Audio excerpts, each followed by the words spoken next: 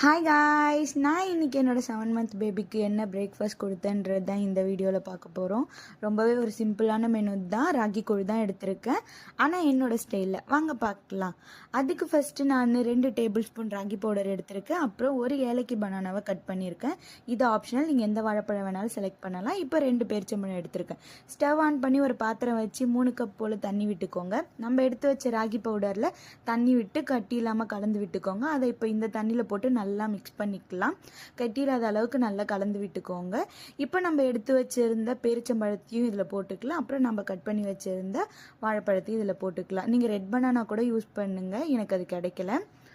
நான் இப்போ யூஸ் பண்ணியிருக்க ராகி பவுடர் பார்த்திங்கன்னா, யூஸ்வலாக நம்ம யூஸ் பண்ணுற ராகி பவுடர் கிடையாது. நான் ஆல்ரெடி ராகியை ஓவர் நைட் சோக் பண்ணி அதுக்கப்புறமா அதை முளைக்கட்டின ராகியை எல்லாத்தையும் சன்ட்ரை பண்ண ராகியை பவுடர் பண்ணி தான் யூஸ் பண்ணியிருக்கேன். இப்படி கொடுக்கும்போது இன்னுமே பேபிஸ்க்கு ரொம்ப ஹெல்த்தியாகவும் எஃபெக்டிவாகவும் இருக்கும். நீங்களும் ட்ரை பண்ணி பாருங்கள்.